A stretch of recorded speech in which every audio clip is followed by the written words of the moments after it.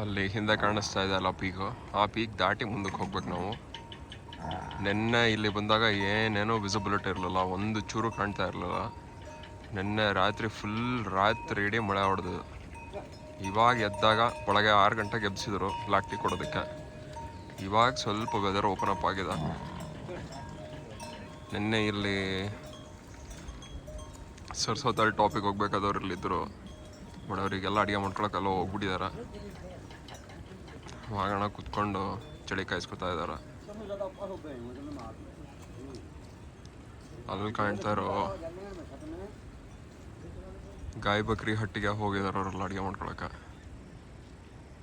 So far weather is good, but ನೆಲ ಎಲ್ಲ full ಕೊಚ್ಚಾಗಿದೆ. ಹೀಗೆ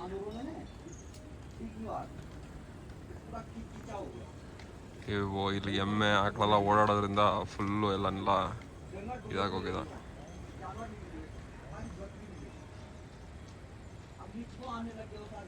so for this is the scene. ಈ side ಅಲ್ಲಿ ಕಾಣ್ತಾ ಇರೋ ಹಿಂದ್ಗಡೆ ಮರದ ಹತ್ರ ಅಲ್ಲಿ ದೊಡ್ಡ ಕಲ್ಲು ಕಾಣ್ತಾ ಇದೆಯಲ್ಲ ಸೆಂಟ್ರಲ್ಲಿ, ಆ ಕಲ್ಲು ಹತ್ರ ಒಂದು ಸ್ಟ್ರೀಮ್ ಹರಿತಾ ಇದೆ. ಅಲ್ಲಿಂದ ನೀರು ಎತ್ಕೊಬರೋದು.